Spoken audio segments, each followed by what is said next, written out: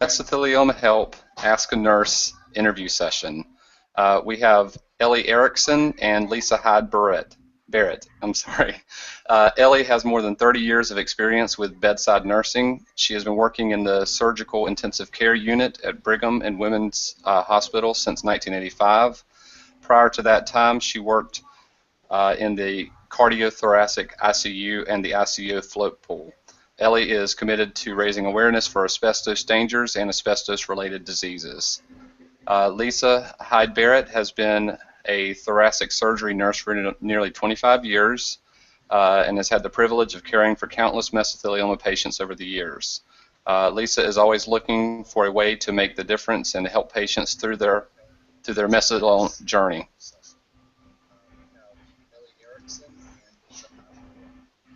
Hi.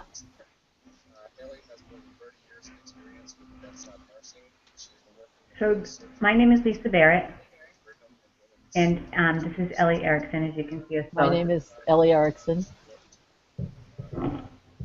So why don't we just start with a question that we received. What would be the best way to help my cousin who was just diagnosed with mesothelioma? And the first thing that comes to my mind is to be positive and to find out as much information, factual information about the disease that you can, and to become more knowledgeable about it, and to be positive in the point of it is a serious disease, it is cancer, but to look at the research, look at the clinical trials, look at what's going on in the mesothelioma world, and find some support groups for them. Look, there's conferences. There's a conference next week in New York by the Mesotheliomahelp Research Foundation. Look at that, and there's an awful lot on the internet, and there's an awful lot of important things that you can help them with. What would you say, Lisa? I guess the other thing that I would add is I would try to get myself to a mesothelioma specialist. There's a lot around the United States, and I think if you have to travel a little bit, it's okay. They do have provisions to help you out financially sometimes, or they have housing or something to help out. But I would definitely go to a specialist because they know what is cutting edge, they know what works and what doesn't work. And people who have never seen mesothelioma are, sometimes they can be very pessimistic about the prognosis. So again, I would say get to a specialist. Yes, absolutely, because what you'll find at a specialist is someone that sees it every day. And you'll find someone that has a whole team that can support you and your family through this. You need a whole group of people to on this journey, because it'll be a journey with a lot of bumps, but there's a lot of it doesn't necessarily mean the quality of life from now until the time you die.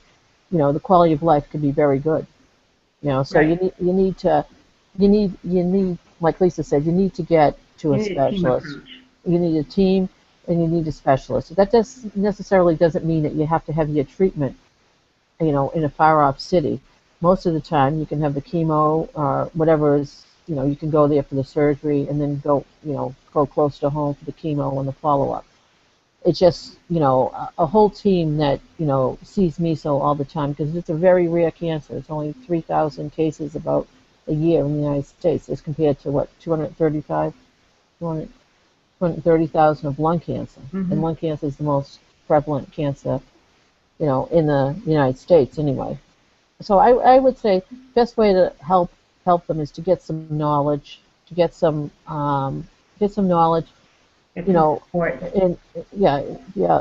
are a lot of supports out there too. The American Cancer Society, the Mesotheliomahelp Research Foundation. There's a lot of supports that are available for patients. You just have to reach out and let people know you're there. Right, and exactly, and not to be afraid to reach out either. Right. Because there is progress being made, and you want to be on the cutting edge of it, and you want to be you want to get the best and help them in the best way you can. What do you think? Yeah, I think that. No, I think that pretty much that's what we would suggest if you wanted to help your loved one. Yeah. So to recap, we would get as much knowledge, but you can, through the internet, through the American Cancer Society, through reputable websites, and then from there, um, find yourself a mesothelioma specialist. They're out there. We're very lucky in the United States. There's been a lot of research and progress being made, and then go from there, and then investigate that, and then again look into clinical trials or anything like that, and just kind of take your clues from the patient, take your clues from The some people, professional. yeah, and some people might decide not to have anything done, and you have to respect that. But that doesn't mean you can't support them. You can also, Right. go into pain and palliative care, and just that's what we would suggest. Okay. And so the next question is, what will the next 12 to 18 months look like for someone just diagnosed with mesothelioma? What do you recommend for the family to do to make it easier on the patient? I think whatever the patient decides of the course of treatment, I think it's good to be with them and be there when they get their decisions as to, or their choices of what their treatment plan could be, and support them. Maybe you think they should have surgery, but the patient's like, I don't want surgery, I'm just going to have chemo. I think you have to support the patient. It's their decision, and it makes life a lot easier when you have some support. 12 to 18 months of mesothelioma, it really does depend upon what kind of course you decide to take. If it's chemo, radiation, maybe you choose to do nothing, maybe it's surgery.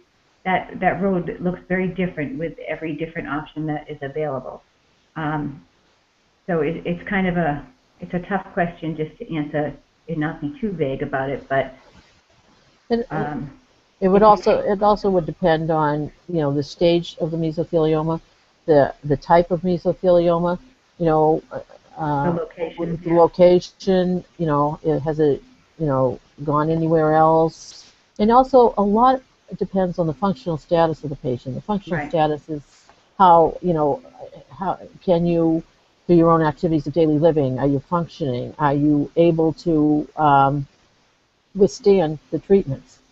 And I guess that also brings up the point about the next 12 to 18 months is going to look different for every single mesothelioma patient, because every single mesothelioma is different, and that's what the doctors have discovered, that every tumor has its own characteristics. Every tumor has its own almost Like a fingerprint. identifiers, yeah, like a fingerprint. So Everybody's situation is unique, and right. everybody's treatment plan is going to be unique, because maybe you have some other medical issues that the next guy doesn't have. So all that has to be taken into consideration.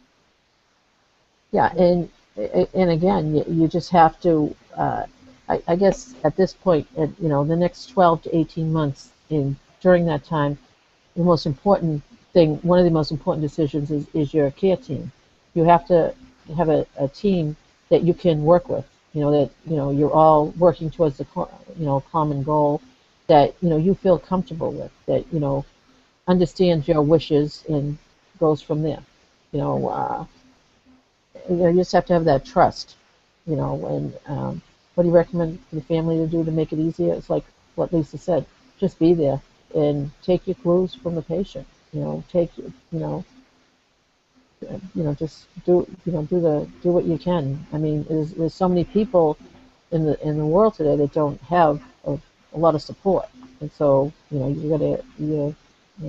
what they need at this to get through. Mm-hmm. It's a difficult journey. Right. Well, let's see. Now the next question is, how is mesothelioma different from lung cancer from smoking? Let's see. Well, it's it when the doctors do the test, it will come out differently. Obviously the pathology of it will come out different.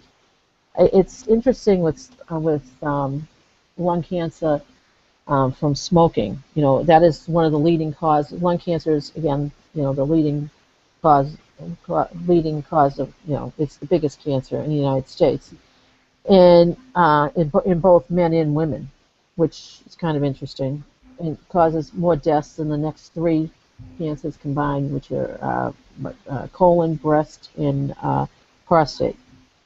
So with that, smoking is a leading cause of lung cancer.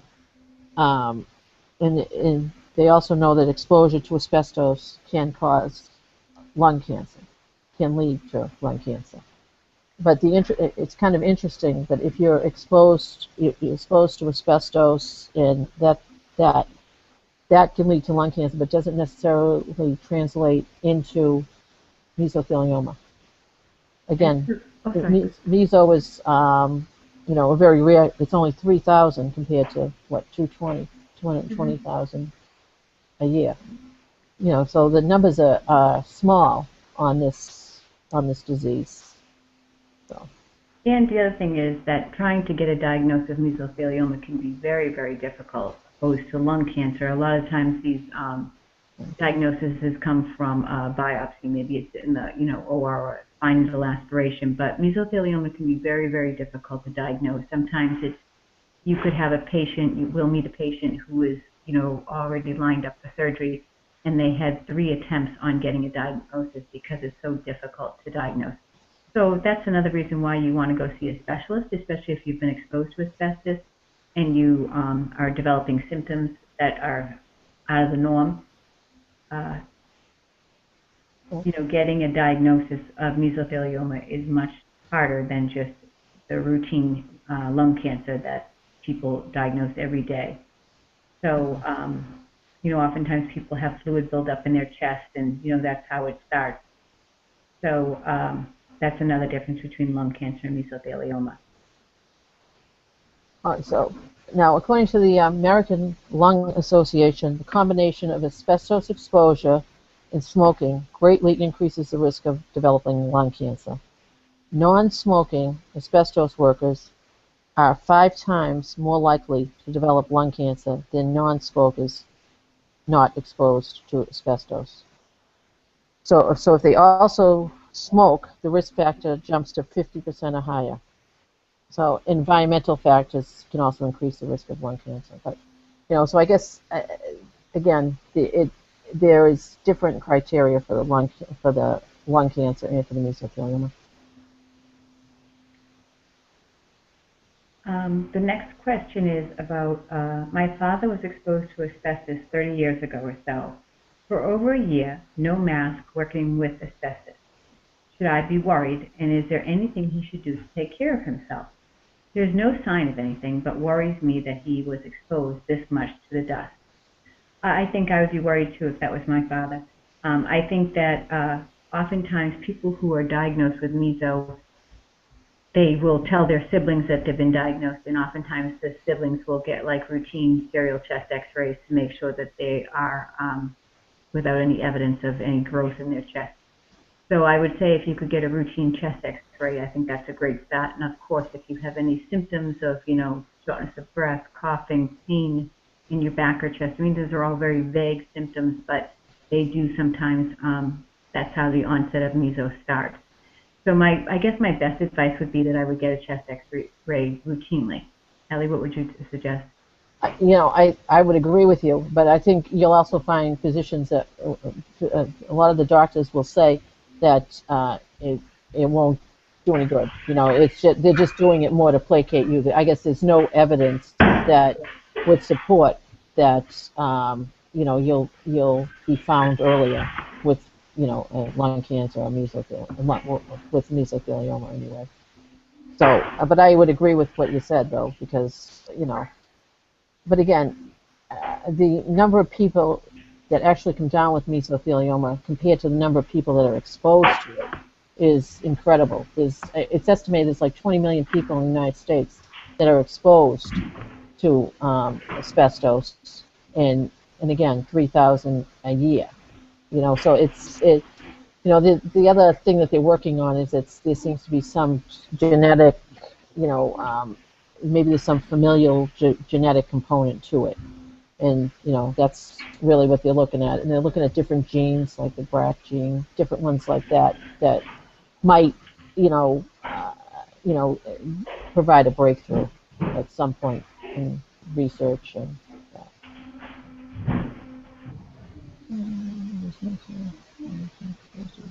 But again, it is a worry.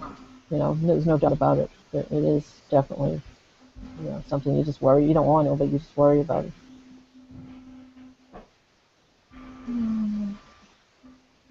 All right.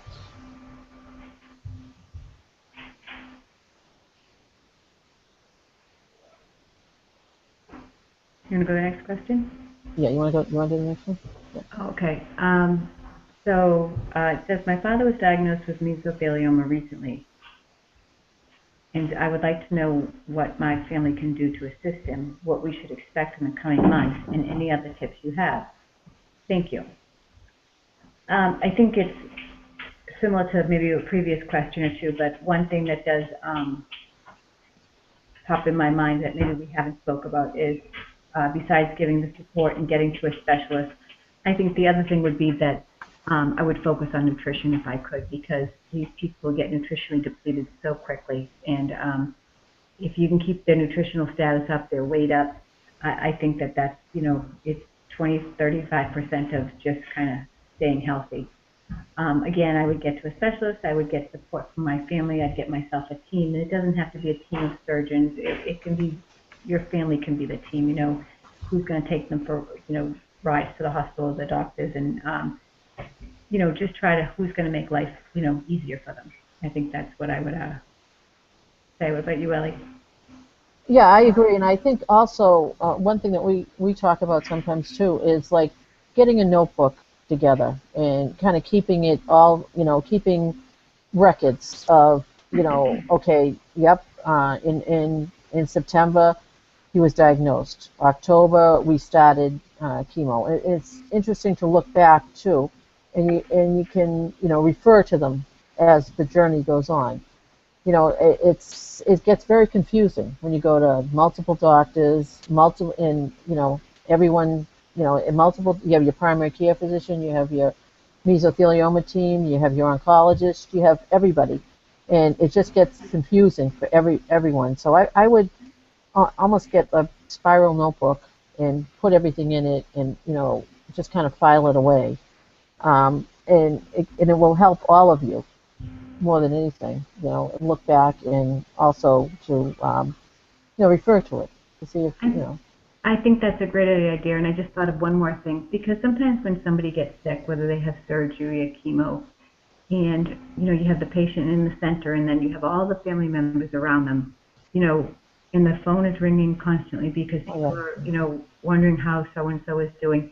They have a website called caringbridge.com where you can just kind of give daily updates, so people can log on, see how the person is doing, and sometimes you can just designate one person to write on the website, like got their second round of chemo today, they're hanging in there, they haven't lost any weight.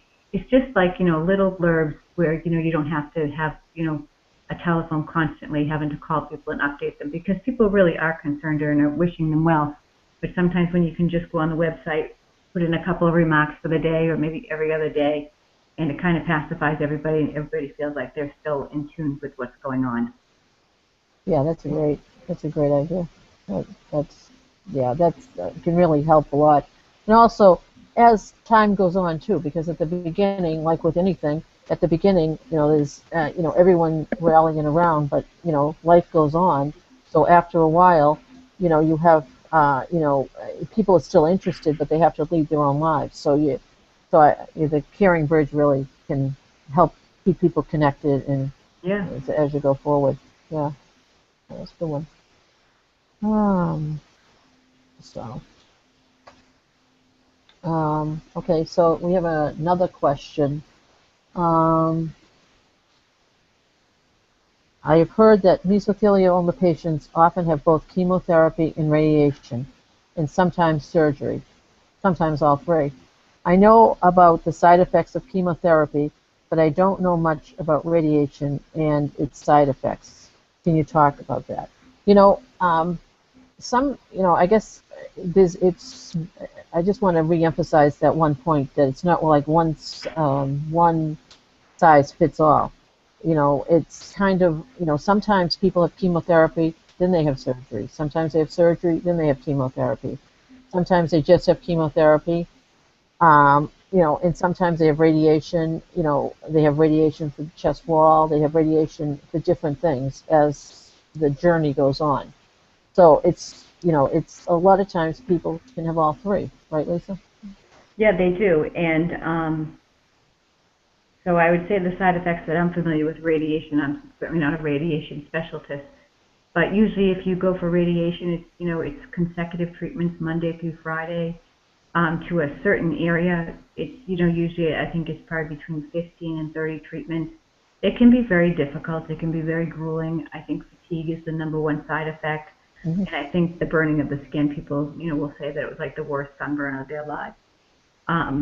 And again, it depends upon what area has been radiated. That also plays into factors about what side effects you can possibly endure. But radiation isn't easy by any stretch, but it does help quite a bit if that's what's been ordered for your care. Yeah, a lot of times the radiation is used for for pain.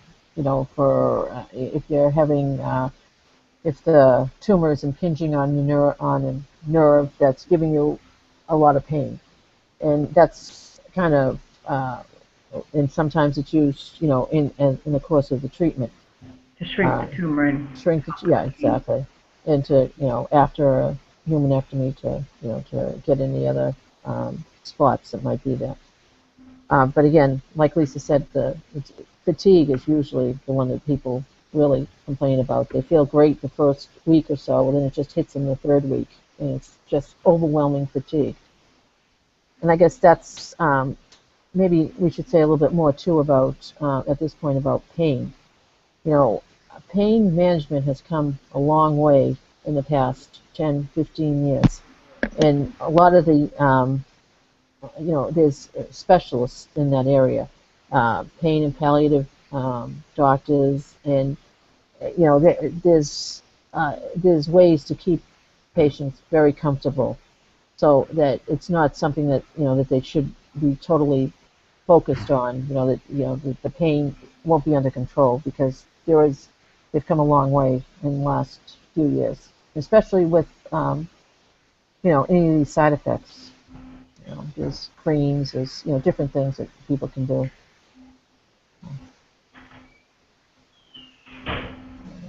Okay, I think we'll go to the next question. I have read several of your blogs where you talk about palliative care and the need to plan for end of life, even at the start of a mesothelioma diagnosis. As a mesothelioma patient, I understand the need for it and why. However, my doctor hasn't been very helpful. I need some information on what title, position of a person offers palliative care, where I should look, what is the correct terminology to ask my doctor, the right question so I can plan for palliative care. Kind of like if I had to look up someone in the Yellow Pages, where would I turn? So that's a very good question, and like Ellie said, a lot of the hospitals and medical facilities now have a pain and palliative care department, and oftentimes when people are diagnosed with cancer, not just mesothelioma, they are part of the team as well. And so ideally, if you can bring in the pain and palliative care group right at the onset of your diagnosis and start building a relationship with them, because they'll get to know you just like everybody else, the medical oncologist, the surgeon, whatever your team is comprised of.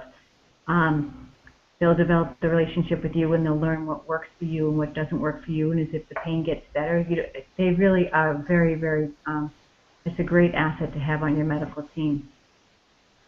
Yeah, I think one thing, people, when they hear pain and palliative care, they think, oh my God, it's over. I'm not, they think I'm not going to live, and And actually, palliative care is control of symptoms.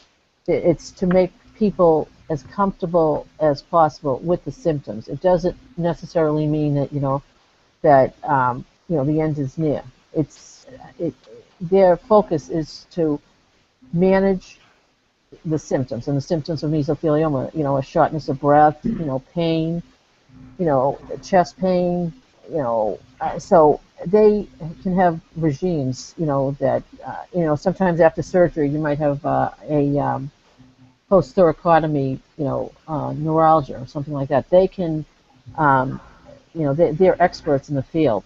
So, where would you go? I think like Lisa said, it would be, they're usually part of all the teams.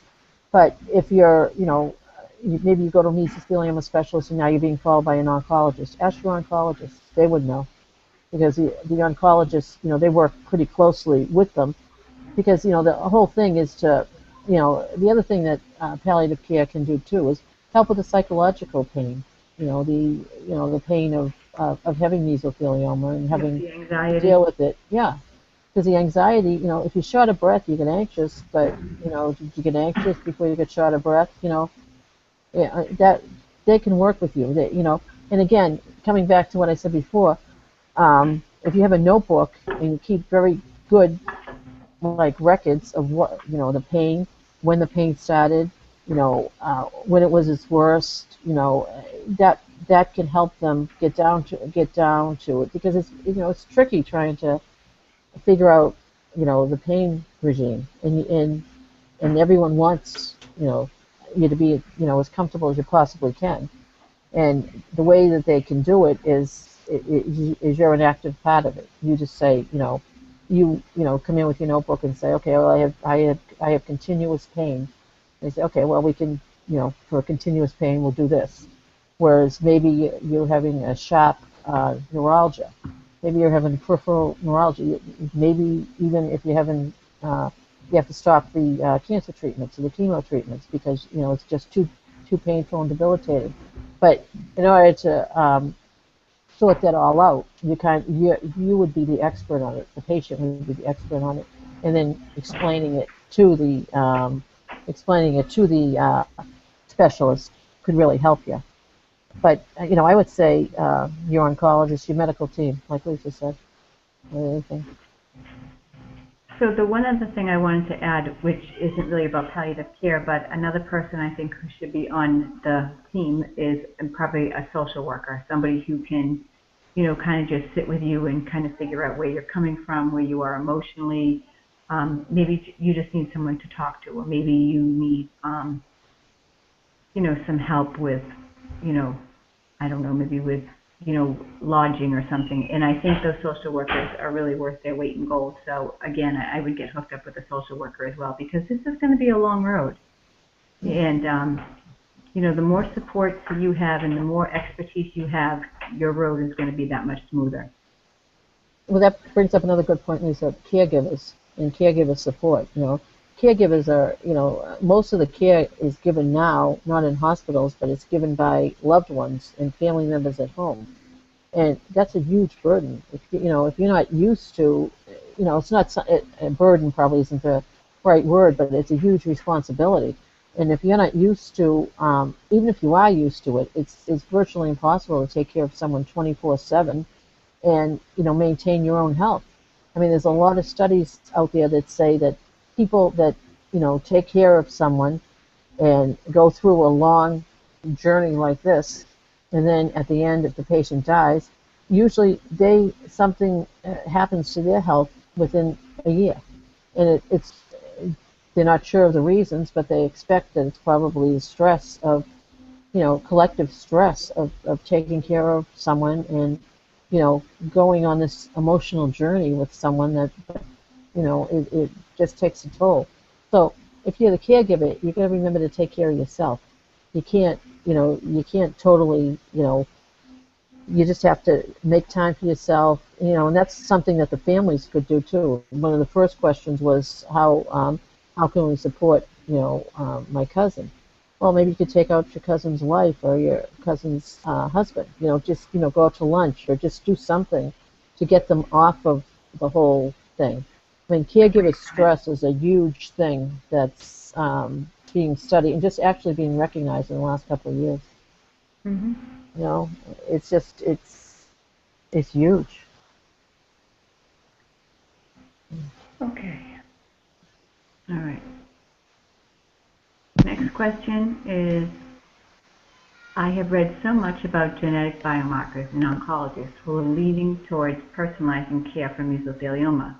Are you aware of any treatments where doctors are checking for specific biomarkers before prescribing a mesothelioma treatment plan? I am not aware of any specific biomarker that says you have this biomarker and you should have this drug. I'm not aware of any of that. I think a website I could send you to is maybe clinicaltrials.gov, and you could plug in mesothelioma, and I think that then you might be able to see if there's anything out there. I really don't know of a biomarker that says you have this biomarker and there's a drug available for you. I'm not familiar with that. We can research it more. We can email you. We can call you, whatever you prefer. But I definitely don't have any more information on that. Do you, Ellie?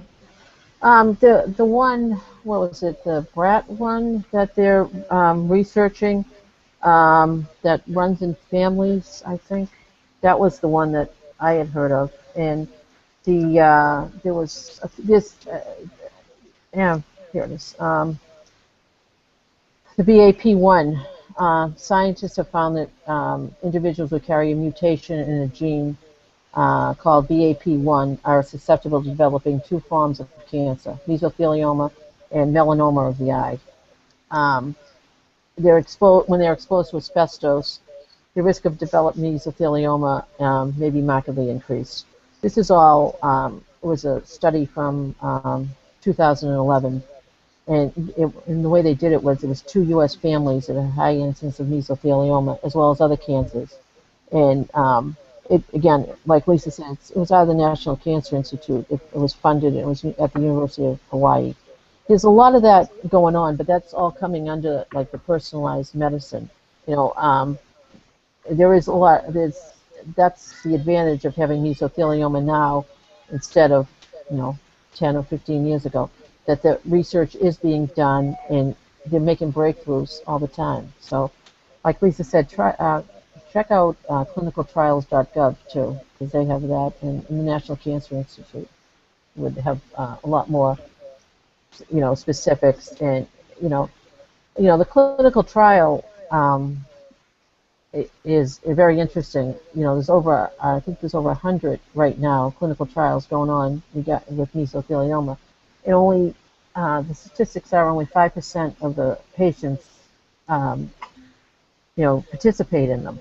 And the way that research has to go to lead to a cure is through clinical trials. So it's another thing that a family member can do, or a friend, to see, well, okay, there's a few clinical trials going on over here that you might qualify for. Let's look into them, because that's the future. That's where you're going to find your cure and your quality survival. Mm-hmm. And then there's another question. I don't have any family members or friends who are capable of taking care of me after my mesothelioma surgery. My spouse is ill as well. I've heard I will only stay in the hospital a couple of days before going home. If I go ahead with the surgery, how can I get the proper care I need to heal properly? Would I be able to get into some kind of a rehab facility for post-surgical care? Unless there is an acceptable alternative, I will not be able to have the surgery. Well, I think there is alternatives, and I think you can usually after surgery, and if you need more care, then you can get to a rehab facility. And a lot of times people go to rehab facilities for a week, couple of weeks. It depends on what they need. The other thing is everybody, the best case scenario that might be that you might stay in the hospital a couple of days, but everybody is different. So some people might be in the hospital for, 7 days, 8 days. Some people might be in the hospital for 2 or 3 weeks. And some people might be in the hospital for 2 or 3 weeks and then go to rehab. Everybody's different. And there are complications that can happen, and the disease course might be different than what you expect. And, maybe it's not what they expected when they operated on you. Things happen. So I think if I was in this situation, I would call the social worker, research research what was available at the center that I was going to, and go with that plan. I certainly would have the surgery. I wouldn't let this stop me, because again, it's very difficult to go through any of this without at least one support person. But if you absolutely can't, if you only have yourself, you can have people call, and you can form your own support system, like with the social worker and different people. What do you think, Lisa? I think absolutely, and I think rehab is a great place for people to go if they have minimal support, where you can physically get stronger and get back on your game. And I think too, where we live, oftentimes we have the visiting nurse who can come into the home a few times a week. So that helps. You could go from the hospital to rehab, get on your feet, and still have the VNA come into your home. I don't know what your state requirements are or anything like that, but there are options out there for people. And so you're not kind of left high and dry. And I certainly would research that. I wouldn't, think that I wasn't going to have surgery because there was nobody, because there's always somebody. Yeah. So yeah, and if we can help you do that further, please let us know. Well, it also brings up, there are a lot of resources out there for families too, and caregivers. There's a lot of, like there's, Joe's House, McDonald, there's different resources, and like corporate angels, people that will fly you to a center, to get treatment. You just kind of have to reach out, and there's a whole bunch of resources out there. Yeah, and a lot of them are free, or with minimal cost, and it'd be definitely worth it. Something like this. If to get the best treatment, that should be your the most important thing. You shouldn't let anything, it's easy to say, but you shouldn't let anything else stand in your way, because there are resources, there are options, and there's a lot of people that want to help you out there. So I would look at resources also, and again, with your husband being ill, you could also get him, there's see if you maybe could get him some respite care so you wouldn't have to worry about him while you were in the hospital, or call on someone else to help him out so as you get back on your feet.